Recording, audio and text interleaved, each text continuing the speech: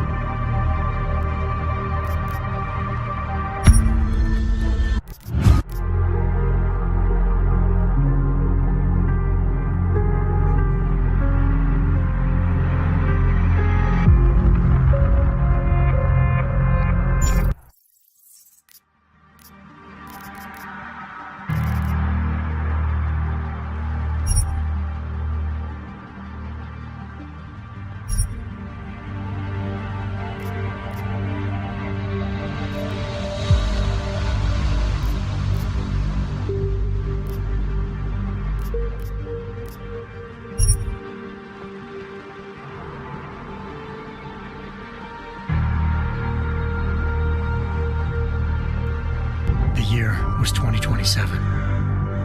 Advances in biotechnology were helping people improve their physical and mental abilities to an amazing degree. Provided, of course, they had enough money. A new breed of people was emerging, half human, half machine. And in Detroit, at least, not everyone was happy to see it. I'd just landed a job as head of security at Sarif Industries, a cutting-edge biotech firm. David Sarif himself handpicked me for the job, said he needed me to keep his people safe. My ex, Megan Reed, was one of them. Brilliant neuroscientist, Megan had found a way to make augmentation safe and affordable for everyone. All she had to do was present her research to Congress. But the night before her big meeting, my security measures failed. A team of Black Op mercenaries stormed into Sarif headquarters, massacring everyone in sight. 3 of the mercs were heavily augmented walking tanks. Their mission? Take out Megan and her team. I tried to stop them, but their leader tossed me through a plate glass wall. Last thing I heard as his bullets slammed into my brain was Megan's dying scream. I should have died with her. Only I didn't. High-end military-grade enhancements saved my life. The best augmentation Sarif's money could buy.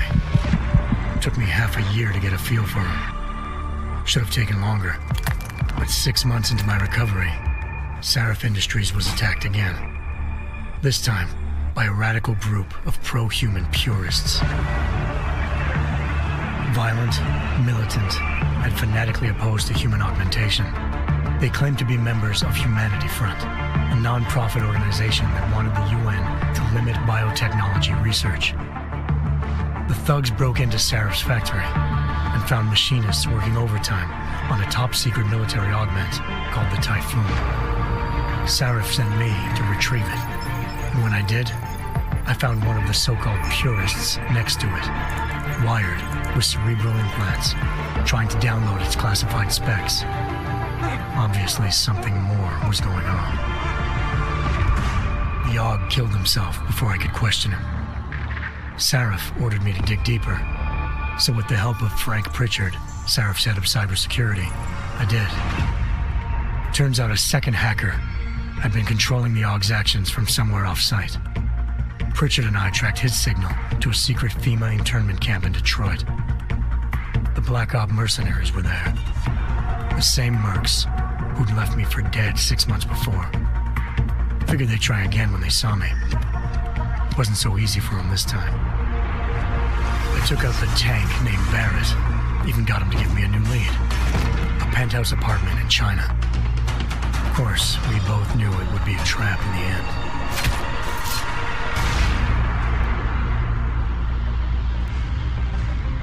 Hengsha Island, China. Home to a city so crowded, they had to build a second city on top of it. Trying to find clues in Hengsha wouldn't be easy. Lucky for me, I wasn't alone. Farida Malik, Seraph Industries' ace pilot, had lived in Hengsha before. A good person to have on your side. She knew enough about the place to get me around. Malik dropped me in the lower city, close to the penthouse Barrett had told me about. Bell Tower Associates, a private security firm under contract to the Chinese government, had agents tossing the suite when I arrived. Just not for the reason I'd been expecting. Turns out the man who lived there was a criminal hacker named Van Bruggen. The same hacker who'd been remotely controlling the AUG in Sarah's factory. Van Bruggen's panicked decision to force the man to commit suicide had been a mistake. Now his mercenary partners were gunning for him, and I needed to find him before they did. Locating Van Bruggen meant playing nice with the Triads, Hengsha's organized crime lords. They had the hacker holed up inside a low-rent capsule hotel. By the time I found him, Van Bruggen had no qualms giving up the woman who hired him. Zhao Yunru, president of the Taiyang Medical Corporation. According to Van Bruggen, Zhao wanted to monopolize the augmentation industry and had hired Black Op mercenaries to destabilize her competition. Seraph Industries was at the top of her list. To prove this, I needed to get inside TYM and grab a surveillance hologram off a server. I suspected Van Bruggen was hiding something when he told me this, but nothing could have prepared me for what I saw. Megan wasn't dead. She and her 4 best researchers had been kidnapped, spirited away somewhere while their kidnappers made it look like they were dead. Desperate to learn more, I confronted Zhao in her penthouse. She claimed to be a pawn in a bigger plan, and hinted at a group so powerful it controlled global interests at a whim. Then she slipped into a panic room and hit the alarm, forcing me to make a very quick exit. I figured Zhao was lying, but part of her confession made sense. David Seraph had been worried about his people. So worried, he'd required all of them to have subdermal locator devices surgically implanted. The GPLs would have been broadcasting the day of the attack. But Zhao said a single call to EqEST, the world's leader in global 24-hour satellite news, had turned those signals off. I needed to fly to EqEST headquarters in Montreal if I wanted to learn more.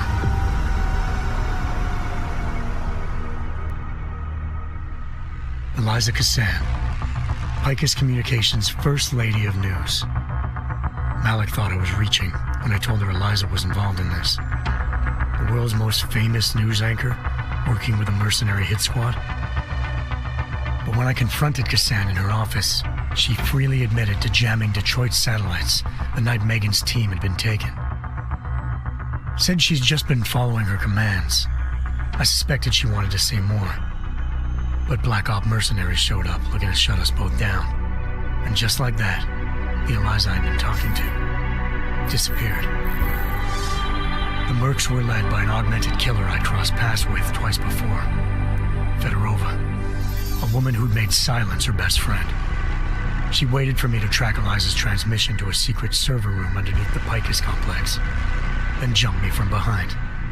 A deadly fight ensued. I made sure she never moved silently again. With Fedorova down and no one left to keep Eliza quiet, she reappeared. Turns out EqEST's First Lady of News wasn't a lady at all.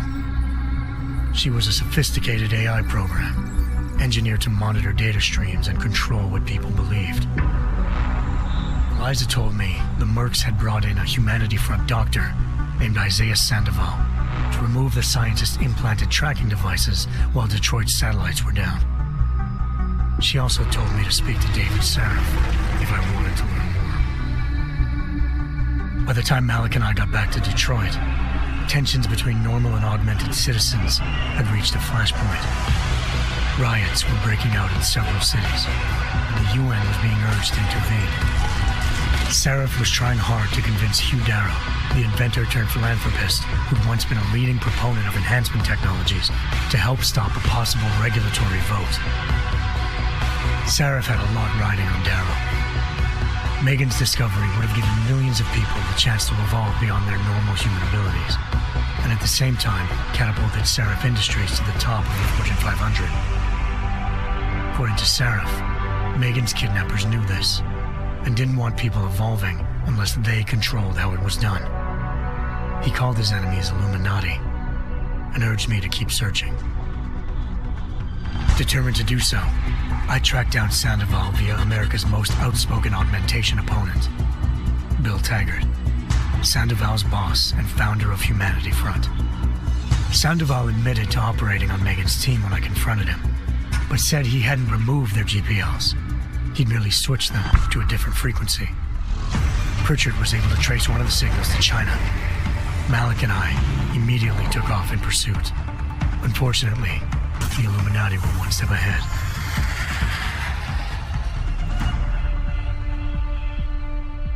Ambushed. Shot out of the sky by Bell Tower Associates, seconds after entering Hengsha's airspace. Malik's piloting skills saved me. After a tense and bitter struggle, I escaped into Lower Hengsha. The tracking signal I was following led straight to the Triads, or more specifically, to the augmented arm of Tong Si-hung, leader of a gang of augmentation harvesters. Tong said they'd taken the arm off a corpse, which Bell Tower had left at their door, meaning at least one of Seraph's scientists was dead. Maybe not the rest of them, though. Tong pointed me to a port used for human trafficking and helped me slip aboard a Bell Tower ship. It was sailing to Rifleman Bank Station, a military base in the South China Sea. Bell Tower was holding kidnapped civilians as prisoners there, and using them to perfect the Hyron Project, a human-computer interface that left most of its test subjects dead. My search for Megan would have ended then, if not for a mysterious ally named Quinn. In exchange for my help exposing Bell Tower, he slipped me aboard a second ship headed to Singapore and an Illuminati-run biotech facility called Omega Ranch. 3 of Seraph's scientists were there, forced by their captors to create a technology capable of remotely shutting down augmented abilities. Thanks to an emergency recall notice issued by the World Health Organization, millions of people all over the world already had the biochip installed. With the help of the scientists, I tracked Megan to a private section of the ranch. There, I ran into Yaron Namir, the walking tank who'd put a bullet in my brain the first time we met. He'd teamed up with Zhao and was hoping to catch me off guard. Their little ambush didn't work. I found Megan in a suite belonging to Hugh Darrow, the billionaire philanthropist who'd Seraph had called on for help. Darrow had convinced her to go along with the biochip plan by promising to sabotage the tech. As she was explaining this, Darrow appeared in a global broadcast, telling the world that augmentations would be the death of mankind. Then he activated the biochips to prove his point. All over the world, augmented people flew into a killing frenzy. Darrow had betrayed everyone, and it was up to me to set things right. To do it, I had to reach Panchaea, a massive installation in the Arctic Ocean. As I raced through corridors built by an all-augmented workforce, I saw death and destruction firsthand. By the time I shut down Darrow's broadcast, I knew the damage he'd done. Still, humanity's future remained unclear. How would the world react to this sabotage? Would people ever regain their faith in augmentations again? What would be the Illuminati's next move? Only time could give us the answers.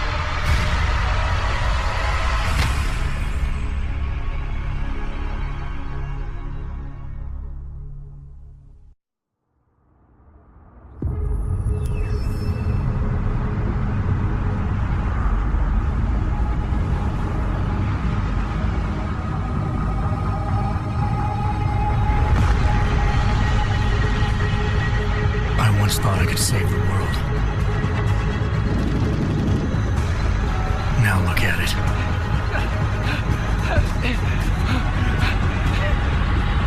In yet another augmented terror attack, 251 passengers aboard Sista Airlines Flight 451 were killed when an augmented passenger broke into the plane's cockpit and ruthlessly butchered its flight crew.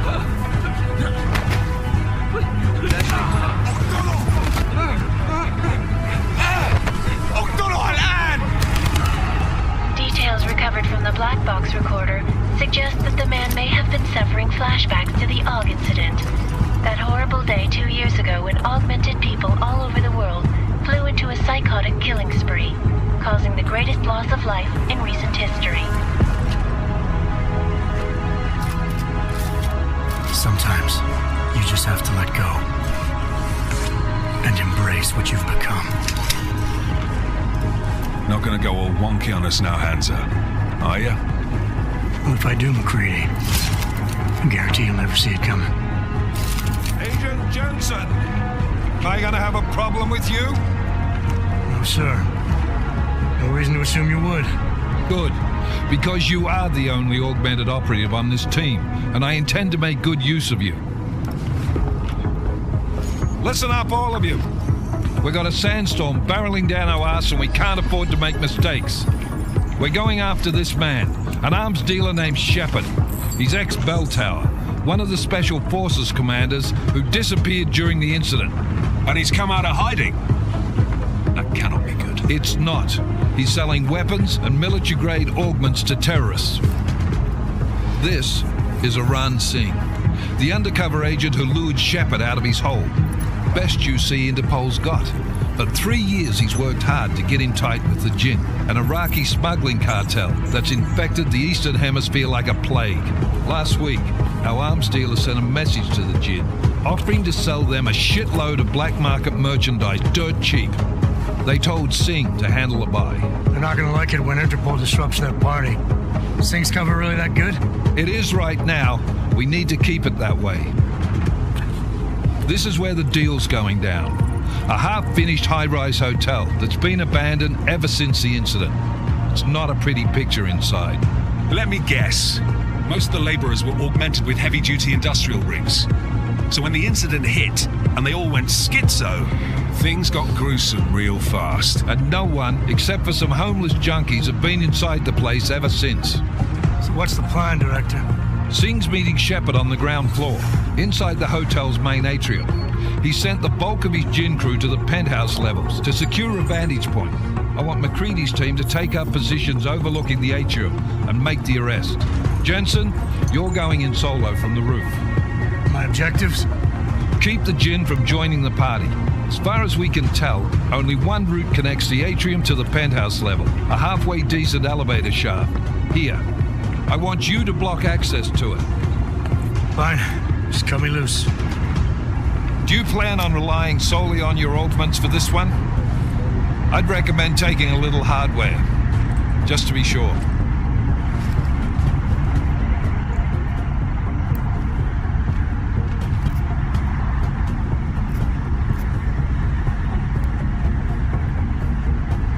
I'm not leaving my 6 exposed. Give me something lethal.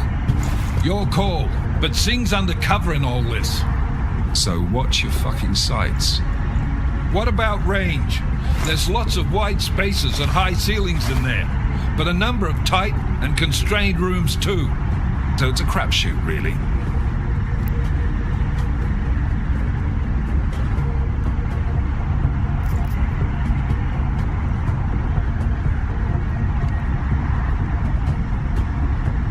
Well, I'm not looking to play dice with anyone in there. Give me something with distance. Your call. Less chance of being seen and compromising Singh that way. One last thing, Jensen. Singh said the Jinn are using some sort of portable Wi-Fi device to boost communications. He's got a better chance of maintaining cover if you disable it. I'll keep an eye out for it. But aren't we on the clock here? You said there's a sandstorm moving in. There is, and we got the intel on this mission at the very last minute, so we're scrambling a little. If it comes to it, your number one priority is keeping the Jinn out of that atrium. Copy that. Time to put away your happy thoughts, gentlemen. We're approaching the target building. You're up first, Jensen. Let's do this. Task Force Actual. This is Knife Leader. Engage Hush drives and descend to Angels 1-5.